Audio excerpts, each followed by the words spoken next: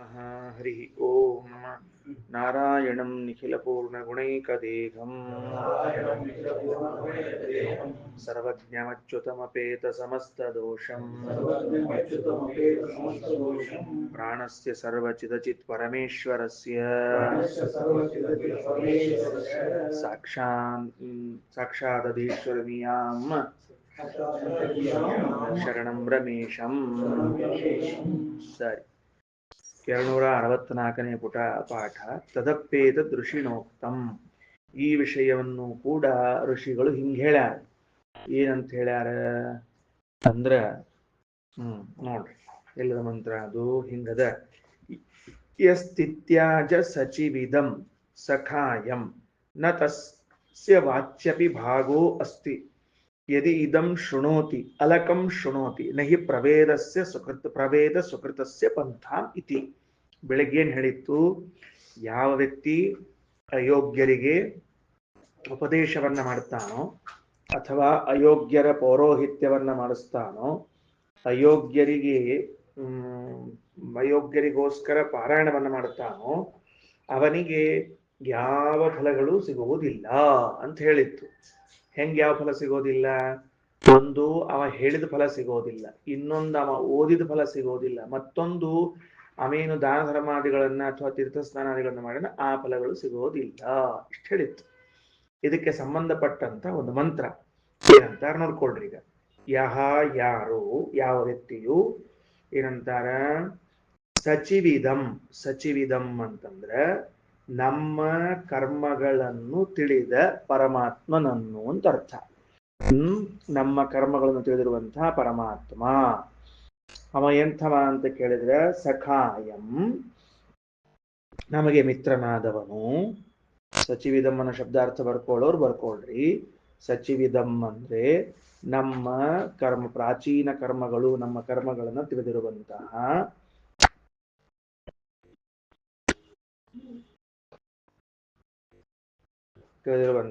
ಸಖಾಯಂ, ಸ್ನೇಹಿತನಾದ ಅಂದ್ರೆ ನಮ್ಮ ಜೊತೆಗಿದ್ದುಕೊಂಡು ನಮ್ಮ ಶರೀರದಲ್ಲಿದ್ದು ಪ್ರೀತಿಯಿಂದ ನಮ್ಮ ಶರೀರದಲ್ಲಿ ಇದ್ದ ಗೆಳೆಯನನ್ನು ತಿತ್ಯಾಜ ಅಂದ್ರೆ ತ್ಯಾಗ ಮಾಡುತ್ತಾನೋ.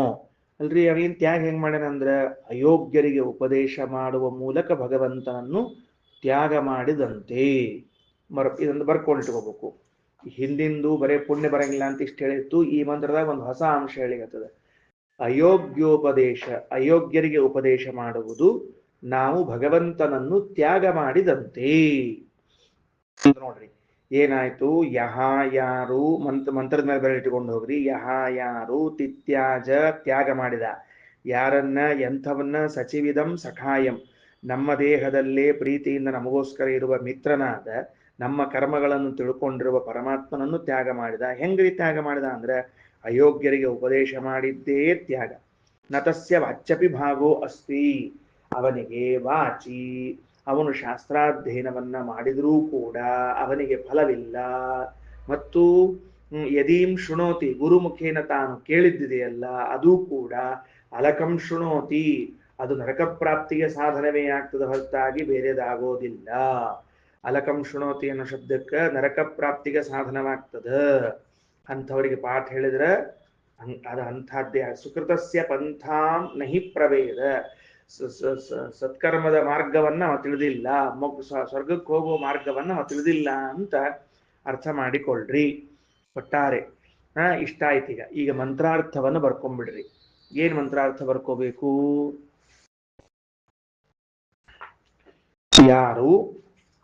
ಯಾರು ಒಂದೇ ಸರ್ತಿನ ಎರಡ್ಸಲ ಬರ್ಕೋಬೇಡ, ಹೇಳಿದ್ದೆ ಎರಡ್ಸಲ ಅಷ್ಟ. ಯಾರು ಅಯೋಗ್ಯರಿಗೆ ಉಪದೇಶಿಸುವ ಮೂಲಕ,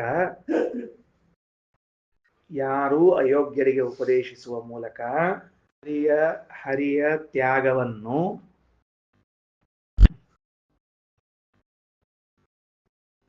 ತ್ಯಾಗ ಮಾಡುವನೋ,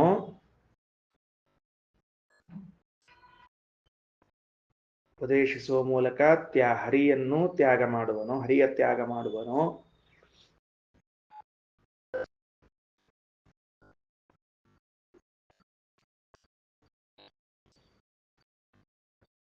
ಈಗ ತ್ಯಾಗ ಮಾಡುವ ತನಕ ಬರ್ಕೊಂಡ್ರನು? ಸರಿ, ಆಯ್ತು. ಸರಿ. ಅವನು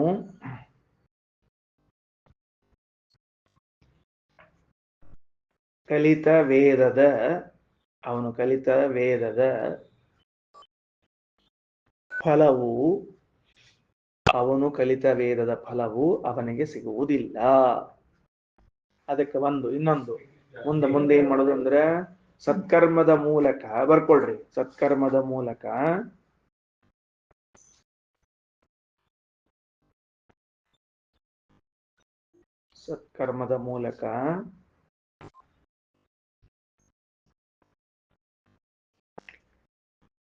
ಫಲ ಸಂಪಾದನೆಯ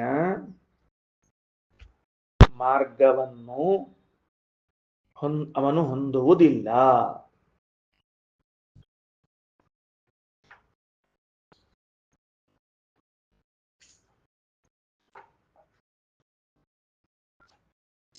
ಕೊನೆಗೆ ಬ್ರಾಕೆಟ್ ಒಳಗೆ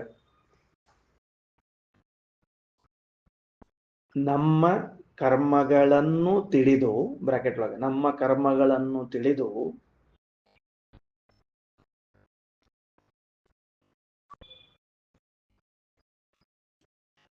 ಅದಕ್ಕನುಗುಣವಾಗಿ ಫಲ ನೀಡುವುದಕ್ಕಾಗಿ ಪ್ರೀತಿಯಿಂದ ನಮ್ಮ ದೇಹದಲ್ಲೇ ನೆಲೆಸಿರುವ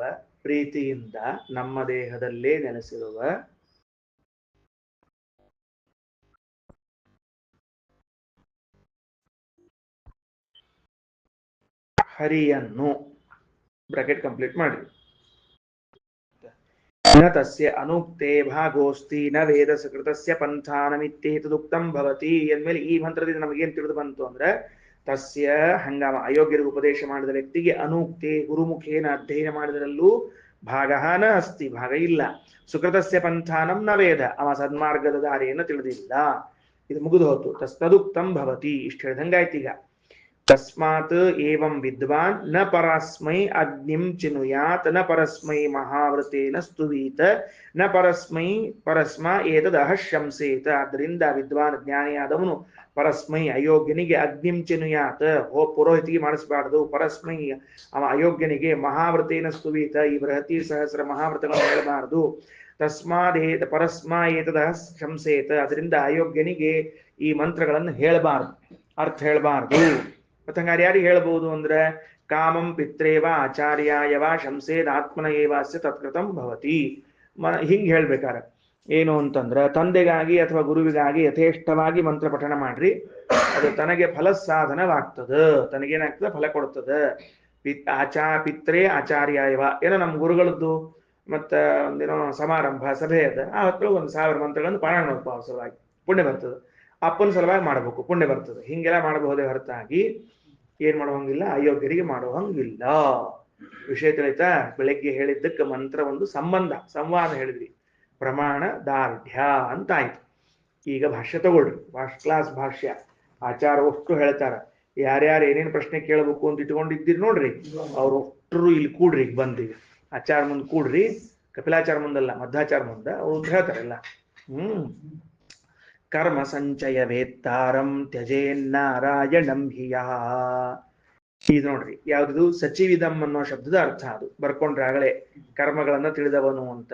ಅದಕ್ಕೆ ಕರ್ಮ ಸಂಚಯ ವೇತ್ತಾರಂ, ನಮ್ಮ ಕರ್ಮಗಳ ಸಂಚಯ. ಸಂಚಯ ಅಂದ್ರೆ ಏನದು? ಯೂ ಎಷ್ಟು ಕೂಡ್ಸಿಟ್ಟಿವಿ ಕರ್ಮಗಳನ್ನ, ಅಷ್ಟೆಲ್ಲಾ ಕರ್ಮಗಳನ್ನು ತಿಳ್ಕೊಂಡಾನ ಪರಮಾತ್ಮ. ಅರ್ಥಾತ್ ಫಲ ಕೊಡೋ ಕಾಲಕ್ಕೆ ಫಲ ಕೊಟ್ಟಾಗ ಹಿಂಗ್ಯಾಕೆ ಫಲ ಕೊಟ್ಟಿ ಅಂತ ಕೇಳಿದ್ರೆ ಅವಂಗ ತೋರಿಸ್ಲಿಕ್ಕೆ ಕರ್ಮಗಳು ಇರಬೇಕು ಅಂತ ಎಲ್ಲ ಕರ್ಮಗಳು ತಿಳಿದುಕೊಂಡ, ರೆಕಾರ್ಡ್ ಇಟ್ಕೊಂಡ. ಕರೆಕ್ಟ್ ಶಬ್ದ ಹೇಳಿ ನೋಡ್ರಿ, ರೆಕಾರ್ಡ್ ಇಟ್ಕೊಂಡಾನ. ಅರ್ಥಾತ್ ಹೇಳಿದ್ದೆ ಅಂತ ಹೇಳಿ. ಸ್ವಲ್ಪ ಎಲ್ಲಾರು ಲಕ್ಷ ಕೊಡ್ತೀರಿ ನಂತೇನೇನ್ರಿ ಪಾಠದಾಗ? ಎಲ್ಲ ಅಷ್ಟ ನಿಮ್ ಲಕ್ಷದಾಗ ಇರಬೇಡ್ರಿ, ನಮ್ ಕಡೆನೂ ಒಂಚೂರು ಲಕ್ಷ ಕೊಡ್ಬೇಕಾಗ್ತದ. ಏನು ಒಬ್ಬ ವೈದ್ಯರ ಕಡೆ ಹೋಗ್ತೀರಿ ಅಂತ ಇಟ್ಕೊಳ್ರಿ. ಯಾವ ವೈದ್ಯರು? ಖರೆ ವೈದ್ಯರ, ಮತ್ತೆ ಉಳಿದ ವೈದ್ಯರಲ್ಲ. ಮತ್ತೆ ಉಳಿದ ವೈದ್ಯರು ಬೇಡ, ಖರೆ ವೈದ್ಯರು. ಅವ್ರೇನ್ ಮಾಡ್ತಾರ ಅಂದ್ರೆ ಎಲ್ಲಾ ಎಂಕ್ವೈರಿ ಮಾಡ್ತಾರ್ರಿ. ಅವ್ರು ಎಲ್ಲಾ ಎಂಕ್ವೈರಿ ಮಾಡ್ತಾರ ಅಂದ್ರೆ ಏನ್ ತಿಂದಿ, ಏನುಂಡಿ, ಯಾವ ಊರಿಗೆ ಹೋಗಿದ್ದಿ, ಇಲ್ಲಿ ಬಂದ್ ಎಷ್ಟು ದಿವಸ ಆತು, ಕೆಮ್ಮು ಬಂದ್ ಎಷ್ಟು ದಿವಸ ಆತು, ನೆಗಡಿ ಬಂದ್ ಎಷ್ಟು ದಿವಸ ಆತು, ಜೀರ್ಣ ಆಗ್ತದೋ ಇಲ್ಲೋ, ಮೋಶ ಎಲ್ಲಾನು ಕೇಳ್ತಾರ. ನಿದ್ದೆ ಹತ್ತದೋ ಇಲ್ಲೋ, ಇಲ್ಲಿ ಇವನಿಗೆ ಇದಕ್ಕದಕ್ಕೇನ್ ಸಂಬಂಧ ಅಂತೀರಿ ನೀವು? ನಮಗ್ ಹಂಗ ಅನಸ್ತಾ ಇಲ್ಲೋ? ಇದಕ್ಕದಕ್ಕೇನ್ ಸಂಬಂಧ, ನಿದ್ದೆ ಬರ್ತದೋ ಇಲ್ಲೋ ಕೇಳಾಗ್ಲಿ ನಿಮ್ಗೆ ಹೇಳ್ರಿ ಅಂತ ಕಡೆ ಹೋದಾಗ. ಇಷ್ಟೆಲ್ಲಾ ಮಾಡಿದ ಮ್ಯಾಲ ಔಷಧ ಕೊಟ್ರೆ ಖರೆ ಔಷಧ ಕೊಟ್ಟಂಗ್ರಿ ಅವ. ಏನಾಗ್ಯದ ಅಂತ ಕೇಳ್ತಾನ, ಸ್ವಲ್ಪ ಜ್ವರ ಬಂದ್ ಹಿಂಗ ಬಡ ಬಡ ಬಡ ಬರೋದು ಕೊಟ್ಬಿಟ್ಟ ಅಂದ್ರೆ ಅವ್ನು ಹೆಡ್ಡ ಅಂತ ಅರ್ಥ. ಅವ್ನು ಉಪಯೋಗ ಇಲ್ಲ, ಡಾಕ್ಟರ್ದು ಉಪಯೋಗ ಇಲ್ರಿ. ಅವ್ನು ತಿಳಿತೇನೆ ಹೇಳಿದ್ದೇನಂತ. ಅದಕ್ಕ ಇವತ್ತು ನನಗೆ ಅನಾರೋಗ್ಯ ಆಗ್ಲಿಕ್ಕೆ ಏನೇನು ಕಾರಣಗಳಾಗಿರಬಹುದು ಅಂದ್ರೆ, ಬೇರೆ ಊರಿಗೆ ಹೋಗಿದ್ರಿ ಅಂತ ಕೇಳ್ತಾನವ. ಅಂದ್ರೆ ನೀರಿನ ವ್ಯತ್ಯಾಸ ಆಗಿದೆ ಅಂತ ಕೇಳ್ತಾನವ. ಊಟ ಟೈಮಿಗೆ ಆಗಿದಿಲ್ಲೋ ಕೇಳ್ತಾನ. ಎಲ್ಲ ಅಂದ್ರೆ ಅದಷ್ಟು ಕುಡ್ಕೊಂಡು ಇಲ್ಲಿ ಬಂದಿರ್ತದ್ರಿ. ಹೌದಿಲ್ಲ? ಅದಿಲ್ಲ ಮತ್ತೆ ಹೇಳ್ರಿ ನೀವು. ಹೌದಿಲ್ರಿ ಸರ್? ಅಂದ ಮೇಲೆ ಇವತ್ತು ನನಗೊಂದು ಕರ್ಮ ಫಲ ಕೊಡ್ಲಿಕ್ಕತ್ತ ಅಂದ್ಮೇಲೆ ಅದಕ್ಕೆ ಹಿಂದಿನ ಇವೆಲ್ಲ ಸೇರ್ಕೊಂಡಿರ್ತಾರೆ. ಎಷ್ಟು ಚಂದ ವ್ಯವಸ್ಥೆ ಅದ ನೋಡ್ರಿಪ್ಪ. ಯಾರಿಗಾರ ಏನಾರ ಪ್ರಶ್ನೆ ಇದ್ರೆ ಕೇಳ್ರಿ ನೋಡಂತ. ವೇತ್ತಾರಂ ಯಾಕೆ ಇಷ್ಟ ಹೇಳ್ಬೇಕಾತು ಅಂದ್ರೆ, ಒಂದು ಕರ್ಮವು ಫಲ ಕೊಡಬೇಕಾದಾಗ ಅಷ್ಟೆಲ್ಲ ನೋಡ್ಕೊಂಡು ಫಲ ಕೊಡ್ತದ. ಇಷ್ಟು ಪರಿ ಕರ್ಮ ಮಾಡಿದ್ವಿ, ಇಂಥ ಪರಿ ನಮ್ಗೆ ಆಗ್ಲಿಕ್ಕೆ ಅದು ಹಿಂದಿನ ಮನೆಯಿಂದ ಇರುದಿಲ್ರಿ. ಅವೆಲ್ಲ ಸ್ವಲ್ಪ ಸೈಡ್ ಬೈ ಸೈಡ್ ಅವೆಲ್ಲ ಒಳಗೆ ಸೇರಿಸ್ಕೊಂಡು ಒಟ್ಟು ಬಂದು ಕೂಡಿರ್ತಾವೆ ಇಲ್ಲಿ. ಅದಕ್ಕೆ ಕರ್ಮ ಸಂಚಯ ವೇತ್ತಾರಂ. ಇಂಥವ ಭಗವಂತ ತ್ಯಜೇ ನಾರಾಯಣಂ ಹಿ. ಅವೇನ್ ಮಾಡ್ಯಾನ, ಪ್ರೀತ್ಯೇಕ ದೇಶ ಸಂಸ್ಥತ್ವಾತ ಸಖಾಯಮಿತಿ ಚೋದಿತಂ. ಅವನಿಗೆ ವೇದ ಮಂತ್ರ ಸಖ ಅಂತ ಕರೆದದ. ಸಖಾಯಂ ಯಾಕೆ ಅವ ಸಖ ಅಂದ್ರೆ, ಪ್ರೀತಿಯಿಂದ ನಮ್ಮ ದೇಹದಲ್ಲಿ ಬಂದಿದ್ದಾನ. ಆಕ್ಚುಲಿ ಅವನ ಜಾಗ ಅಲ್ರಿ ಅದು ನಮ್ಮ ಬಾಡಿ. ಅದು ಅಂಥದ್ದು ಬಂದಾನ. ಅಪ್ಪ ಅವಂಗ ಹತ್ತಿರ ಇದ್ದು ಸ್ವಲ್ಪ ಸಹಾಯ ಮಾಡೋಣ ಅಂತ ಬಂದಾನ. ಗೊತ್ತಾಗ್ತಿಲ್ಲ ಅಂತ ಹೇಳಿದ್ದು. ಹತ್ತಿರದಲ್ಲಿದ್ದು ಹೃದಯದಲ್ಲಿದ್ದು ಕರ್ಮಫಲ ಉಣ್ಣುವಾಗ ಸ್ವಲ್ಪ ಸಪೋರ್ಟ್ ಮಾಡಿ ಅವ್ನ ಅನುಕೂಲ ಮಾಡ್ಕೋಣ ಅಂತ ಬಂದ್ ನಿಂತಾನ್ರಿ. ಅವ್ನು ಮರಿಬಾರ್ದು, ಅವನ್ನ ಬಿಡಬಾರ್ದು ಅವನ್ನ. ಅದಕ್ಕೆ ಹೇಳಿದ ಆಚಾರ, ಪ್ರೀತ್ಯೇಕ ದೇಶ ಸಂಸ್ಥಾತ್ವಾತ್ ಸಖಾಯಮಿತಿ ಚೋದಿತಂ ನ ವಿದ್ಯಾಯಾ ಫಲಂ ತಸ್ಯ ಶತಂಚ ನರಕಾವಗಂ. ಅವನ ವಿದ್ಯೆಗೆ ಫಲವಿಲ್ಲ, ಒಂದು ವೇಳೆ ಓದಿದ್ರ ಸತ್ಯಕ್ಕೆ ನರಕಕ್ಕೆ ಹೋಗ್ತಾನವ. ನೈವ ಪ್ರಾಪ್ನೋತಿ ಸುಕೃತಂ ಸಂತ್ಯಾಗಾತ್ ಪರಮಾತ್ಮನಃ. ಅವ ಏನು ಪುಣ್ಯ ಮಾಡಿದ್ರು, ಅವ ದಾನ ಕೊಟ್ಟರು, ಅಯೋಗ್ಯರಿಗೆ ಉಪದೇಶ ಮಾಡಿ ಬಂದಾನೆ, ಈ ಕಡೆ ದಾನ ಕೊಟ್ಟಾನ, ಆ ದಾನದ ಪುಣ್ಯ ಬರಂಗಿಲ್ಲ ಅವಂಗ. ಯಾಕೆ? ಪರಮಾತ್ಮನಃ ಸಂತ್ಯಾಗಾತ್, ಭಗವಂತರನ್ನ ತ್ಯಾಗ ಮಾಡಿದ್ದರಿಂದ. ಸರಿ ಹೋತ? ಈಗ ನೋಡ್ರಿ ಸ್ವಾರಸ್ಯದ ಏನ್ ಸ್ವಾರಸ್ಯ ಅಂತಾರಂದ್ರೆ, 4 ರೀತಿಯಿಂದ ನಾವು ಪರಮಾತ್ಮನನ್ನ ತ್ಯಾಗ ಮಾಡ್ತೀವಿ. ಎಷ್ಟು ರೀತಿಯಿಂದ? 4 ರೀತಿಯಿಂದ ಪರಮಾತ್ಮನ ತ್ಯಾಗ ಮಾಡ್ತೀವಿ. ಅವು 4 ಯಾವುದು ಅಂತ ಈ ಬಿಡಿಸ್ಕೊತ ಹೋಗ್ಬಿಡ್ತಾರೆ. ಇವೆಲ್ಲವೂ ನಾವು ಮಾಡುವ ಸರಿ 4 ತರಹದ ಪರಮಾತ್ಮನ ತ್ಯಾಗ. ಮೊದಲನೆಯದ್ದು ಎಲ್ಲಿಂದ ದ್ವಿತೀಯಮ್ಮನ್ ಶುರುವಾಗ್ತದೆ ನೋಡ್ರಿ, ಅಲ್ಲಿ ತನಕ ಹೋಗ್ತಿರ್ಬೇಕಿದು. ಅದು ಬರ್ತದ, ತಾನೇ ಬರ್ತದ. ದ್ವಿತೀಯಮ್ಮನ್ ಬರ್ತದೆ, ಬಂದಾಗ ಮುಂದೆ ಹೋಗೋಣ ಅಂತ. ಅಲ್ಲಿ ಮುಂದಿನ ಪೇಜ್ನಾಗ ಬರ್ತದ್ರಿ ಅದು ದ್ವಿತೀಯಂ ಅಂತ. ಅಲ್ಲಿ ತನಕ ಇಲ್ಲೇ ಇಲ್ಲ. ಸರಿ, ಇದು ಪ್ರಥಮ ತ್ಯಾಗ, ಮುಖ್ಯ ತ್ಯಾಗ ಅಂತ ಕರ್ಸ್ಕೋತದ ಅದು.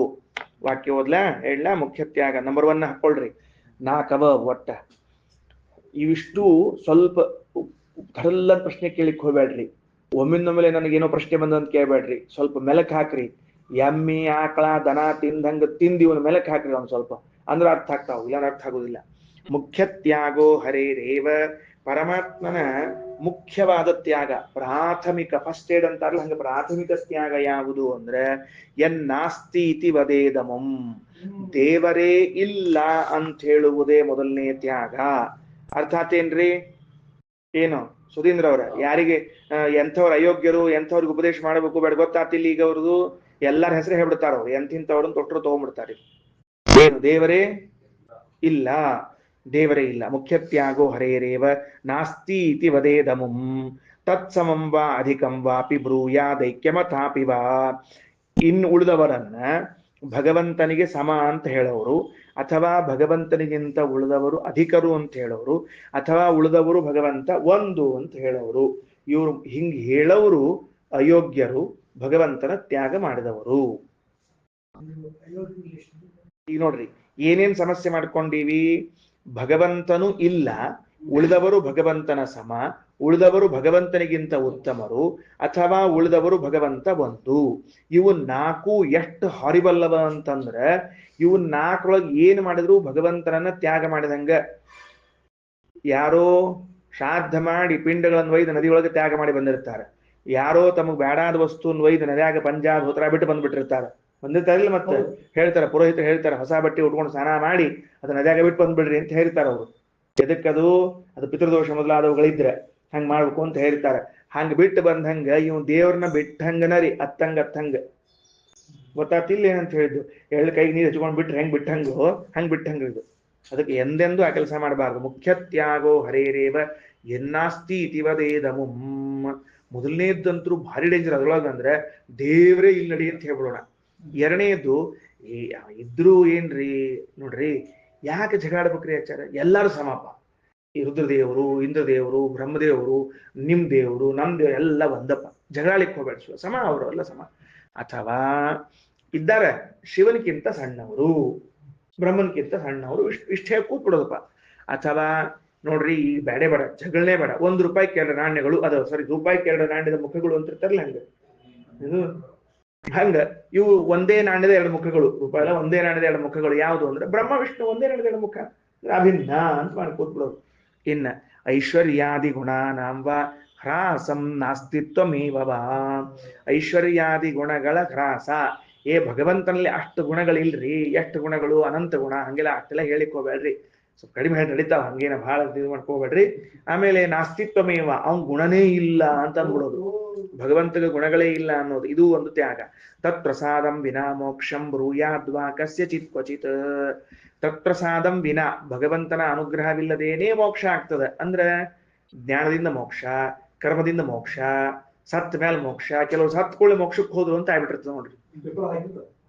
ಪೇಪರ್ನಾಗ ಬಂದ್ರು ಅವ್ರು ವೈಕುಂಠಕ್ಕೆ ಹೋದ್ರು ಅಂತ ಬಂದಿರಂಗಿಲ್ಲ. ಹಂಗ ಇಂಥವೆಲ್ಲ ಏನೋ ನೋಡ್ರಿ, ಇವೆಲ್ಲವೂ ಭಗವಂತನ ತ್ಯಾಗ ಮಾಡಿದಂತೆ. ಇನ್ನು ಐಕ್ಯಂವಾ ಬ್ರಹ್ಮಶರವಾದೇಹಿ, ಅಥವಾ ಬ್ರಹ್ಮರುದ್ರಾದಿಗಳ ಐಕ್ಯವನ್ನು ಹೇಳೋದು. ಮುಕ್ತವು ಐಕ್ಯಮಥಾಪಿವ, ಇಲ್ಲಿ ಭೇದ ಅದ, ಅಲ್ಲಿ ಹೋದ್ಮೇಲೆ ಐಕ್ಯ ಆಗ್ತದ ಅಂತ ಕೆಲವರು ಹೇಳೋರು ಇರ್ತಾರೆ ನೋಡ್ರಿ. ಹೊರಗಿದ್ದಾಗ ನಾವು ನೀವು ಜಗಳ ಬೇಡ, ಒಳಗೆ ಹೋದ್ಮೇಲೆ ಒಂದಾವಣ ಅಂತ ಹಿಂಗ ಅಂತಿರ್ತಾರ ನೋಡ್ರಿ. ಹಂಗ ಅದು ಹಂಗ ಕೆಲವು ಇದ್ದಾರೆ. ವ್ಯತ್ಯಾಸಂಚ ಅವತಾರಾಣ, ಯಾವುದು ಭಗವಂತನ ಅವತಾರಗಳಲ್ಲ ಅವು ಭಗವಂತನ ಅವತಾರ ಅಂತ ವ್ಯತ್ಯಾಸ ಮಾಡ್ಬಿಡೋದು. ಜೀವ ಭೇದ ಮಮುಷ್ಯವ, ಆ ಅವತಾರಗಳಾದ ಅಂದ್ರ ಈಗ ವೇದವ್ಯಾಸರ ಅವತಾರ ಭಗವಂತನ ಅವತಾರ ಅಲ್ಲ ಅಂತ ಹೇಳ್ಬಿಡಿದ್ರಪ್ಪ. ಅದು ಭಗವಂತನ ಅವತಾರ ಅಲ್ರಿ ಅದು ಅಂತ ತಿಳ್ಕೊಂಡು ಹೇಳ್ಬಿಡುದು. ಋಷಿಗಳು ಅಷ್ಟ ಅಂತ ಹೇಳಿ ಕೂತ್ಬಿಡೋದ್ರಪ್ಪ ಮತ್ತ ಅವ್ರಿಗಿನ್ನ. ಅದಕ್ಕೆ ಇನ್ನು ಮುಂದೇನದ, ಜೀವಾಭೇದ ಮಮುಷ್ಯಚ, ಜೀವರಿಗೂ ಭಗವಂತನಿಗೂ ಅಭೇದ ಹೇಳೋದು. ಯಾರಿಗೆ? ಈಗ ಮೇಲೆ ಹೇಳ್ಬಿಟ್ಟಿರಲ್ಲ ಮತ್ತೆ ಐಕ್ಯ ಅಂತಂದ್ರೆ ಉಳಿದ ದೇವತೆಗಳ ಜೊತೆ ಹೇಳಿದ್ದು, ಈಗ ಭಗವಂತನ ಜೊತೆಗೆ ಹೇಳಿಗತ್ತಿ, ಜೀವ ಜೊತೆಗೆ ಹೇಳಿಗತ್ತಿ ನಾವು. ಮೇಲೆ ಹೇಳಿದ ಐಕ್ಯ ಇತರ ದೇವತೆಗಳ ಜೊತೆಗೆ ಹೇಳಿದ ಐಕ್ಯ. ಈಗ ಹೇಳುವ ಐಕ್ಯ ಜೀವನ ಜೊತೆಗೆ ಹೇಳುವ ಐಕ್ಯ, ಎರಡೂ ಹೇಳಬಾರ್ದು. ಆಕ್ಚುಲಿ ದೇವತೆಗಳು ಜೀವರೇ, ಆದ್ರೆ ದೇವತ್ವ ವಿವಕ್ಷಾದಿಂದ ಅಲ್ಲಿ ಹೇಳಿವಿ, ಜೀವತ್ವ ವಿವಕ್ಷಾದಿಂದ ಇಲ್ಲಿ ಹೇಳಿಗತ್ತೀವಿ ಅಷ್ಟೇ. ಆಯ್ತಾ? ಮುಂದ ಭೇದ ಜ್ಞಾನಂ ತದ್ಗುಣಾನಾಂ ತೇನ ವಾಥಮಿತೋಪಿ ವಾ. ತದ್ಗುಣಾನಾಂ ಭೇದ ಜ್ಞಾನಂ, ಆ ಭಗವಂತನ ಗುಣಗಳಿಗೆ ಮತ್ತ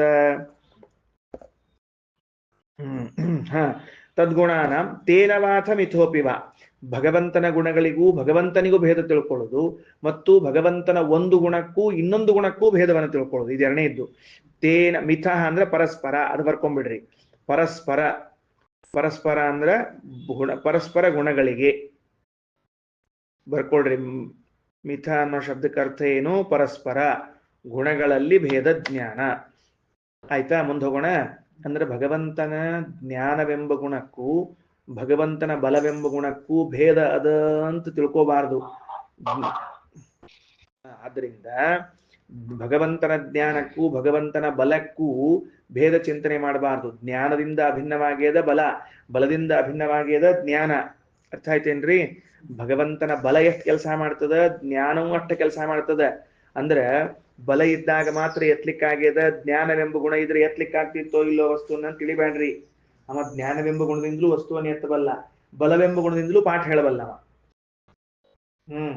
ಆಯ್ತಾ? ಮುಂದ ಇನ್ನ ಆಯ್ತು, ಮುಂದೆ ಹೋಗೋಣಂತ. ತಥೈವ ತತ್ಕ್ರಿಯಾಣ ಅಂಚ, ಅದೇ ರೀತಿಯಾಗಿ ಭಗವಂತನ ಕ್ರಿಯೆಗಳಿಗೂ ಭಗವಂತನಿಗೂ ಭೇದವನ್ನು ಹೇಳಬಾರದು. ತದ್ರೂಪಾಣ ಮಥಾಪಿವ, ಆ ಭಗವಂತನ ರೂಪಗಳಿಗೆ ಮತ್ತ ಭೇದ ಹೇಳಬಾರದು. ಅಸಾಮ್ಯ ದರ್ಶನಂ ವಾಪಿ ತದ್ಗುಣಾನಾಂ ಪರಸ್ಪರಂ. ಅಸಾಮ್ಯ ದರ್ಶನ ಅಂದ್ರೆ ಭಗವಂತನ ಒಂದು ಏನದು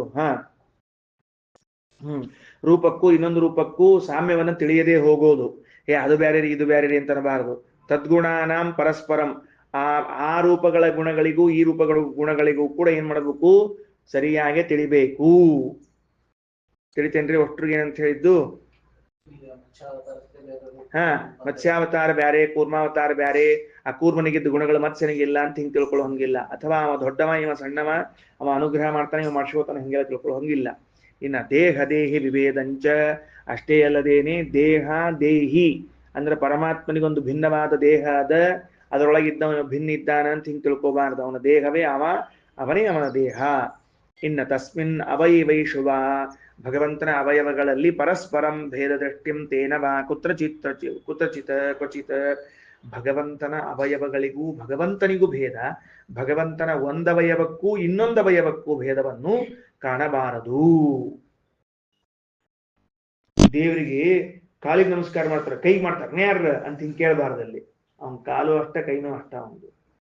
ನಾವ್ ಎಲ್ಲಿ ಮಾಡಿದ್ರು ನಮಸ್ಕಾರ ಮಾಡಿದಂತೇನೆ. ಕೆಲವರು ಅಂತಿರ್ತಾರ ನೋಡ್ರಿ, ಅವ್ರದ್ದು ಯಾರ್ದೋ ಒಂದು ಕೈ ಹಿಡ್ಕೊಂಡ್ಬಿಟ್ಟಿರ್ತಾರೆ, ಇದು ನಿಮ್ ಕಾಲು ಅಂತ ಇದು ನಿಮ್ ಕಾಲು ಅಂತ ತಿಳ್ಕೊಂಡು ನಮಸ್ಕಾರ ಮಾಡ್ತೀನಿ ಪಾ ಅಂತಿರ್ತಾರೆ. ಅವ ಅಂತರದ ಕಾಲಲ್ಲೋ ಕೈ ಎತ್ತಿರ್ತಾರೆ, ಇಲ್ಲಿ ಈ ಸದ್ಯಕ್ಕೆ ಇದೇ ಕಾಲು ಅಂತಂತಿರ್ತಾರ. ಅವ ಕೈಯಾಗ ಸಿಕ್ಕದ್ದು ಅದೇ ಕಾಲು ಅಂತಿರ್ತಾರೆ. ಇದ ನಿಮ್ ಕಾಲು ಅಂತ ತಿಳ್ಕೊಂಡು ಕೈ ಹಿಡ್ಕೊಂಡ್ಬಿಟ್ಟಿರ್ತಾರ. ಅವ ಮರುದಿವ್ಸದಿಂದ ಅವ್ನ್ ಗಾಬರಿ, ನಾ ಕಾಲ್ ಮೇಲೆ ನಡಿಲೋ ಕೈ ಮೇಲೆ ನಡಿಲೋ ಅಂತ ಅವ. ಯಾಕಂದ್ರೆ ನಾನು ನಿಂದೆ ಹಂಗವಾಗ್ಬಿಟ್ಟ ಅಂತೀವ. ಸರಿ, ಒಂದ ಅದಕ್ಕ ತಸ್ಮಿನ ಪರಸ್ಪರಂ ಭೇದ ದೃಷ್ಟಿ ಮಾಹಿತ ದೋಷ ಸಂಸರ್ಗಮಸ್ಯಾಪಿ. ಮುಂದಿನ ನೋಡ್ಕೊಳ್ರಿ, ಭಗವಂತನಿಗೆ ದೋಷಗಳನ್ನ ಹೇಳುವುದು. ಯಾವುದೇ ಕಾರಣಕ್ಕೂ ಭಗವಂತನಿಗೆ ದೋಷ ಅಂತ ಹೇಳಬಾರದು.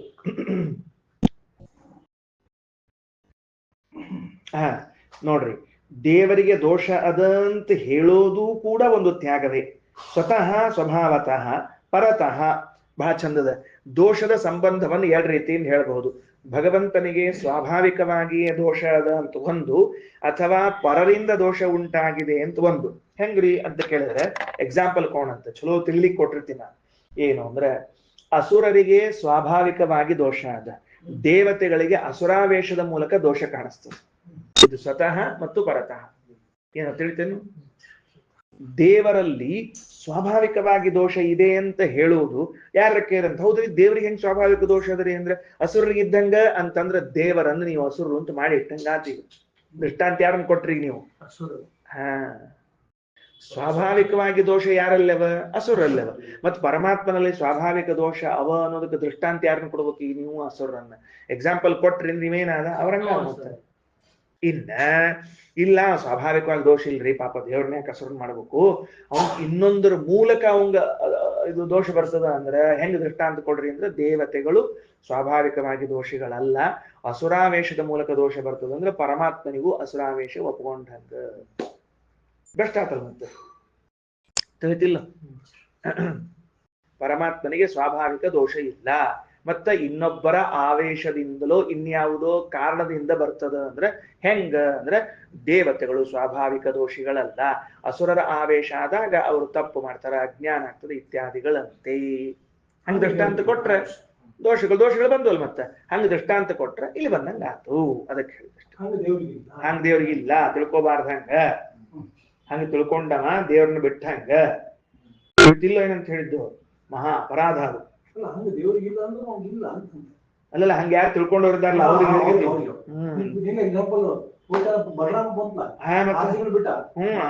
5 ವರ್ಷ. ಮಹಾರಾಯ 5 ವರ್ಷ 6 ತಿಂಗಳಲ್ಲಿ ಏನಿಲ್ಲ. ಹೋಲ್ಬಿಡ್ರಿ, ಏನ್ ಹೇಳಿ ಬರ್ತದೆ. ಮುಂದೋಗೋಣ. ಅಜ್ಞಾನತೋ ಜ್ಞಾನತೋ ವಾ ನಿರ್ದೇಹತ್ವಮುಷ್ಯ ಚ. ಅಷ್ಟೇ ಅಲ್ಲ, ಬಹಳ ಚಂದದ. ಏನು?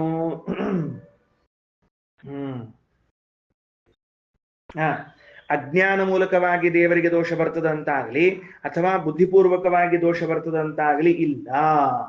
ತಿಳಿತಿಲ್ರಿ? ಎರಡೂ ರೀತಿಯಿಂದಲೂ. ಈಗ ಸ್ವತಃ ಪರತಃ ಮುಗಿಸೇದ, ಅಜ್ಞಾನದಿಂದಲೂ ಏನಾಗಬಹುದು ಕೆಲವೊಂದ್ ಸರ್ತಿ, ತಿಳಿದೋ ತಿಳಿಯದೋ ಏನೋ ಶಾಪದಿಂದಲೋ ವರದಿಂದಲೋ ಹಿಂಗೇನೋ ಆಗ ದೋಷ ಬಂದಾವಂತ ಹಿಂಗ ಅಲ್ಲಿಗೆ ಹೋಗ್ಬಾರ್ದು. ತಿಳಿದು ದೋಷ ಯಾರಿಗೆ ಬಂದದ? ಚಂದ್ರ. ಅವ ತಿಳಿದು ತನ್ನ ಗುರುಪತ್ನಿ ಆಗಿರುವಂಥವ್ರು ಯಾರು? ತಾರಾದೇವಿಯನ್ನ ಗಮನ ಮಾಡಿದ. ಸುಗ್ರೀವ ವಾಲಿ ಹೆಂಡತಿನ ಗಮನ ಮಾಡಿದ. ಇದು ಬುದ್ಧಿಪೂರ್ವಕವಾದ ದೋಷ. ಹಂಗ ಭಕ್ತ ತಿಳುವಳಿಕೆಯಿಂದ ದೋಷನೂ ಇಲ್ಲ.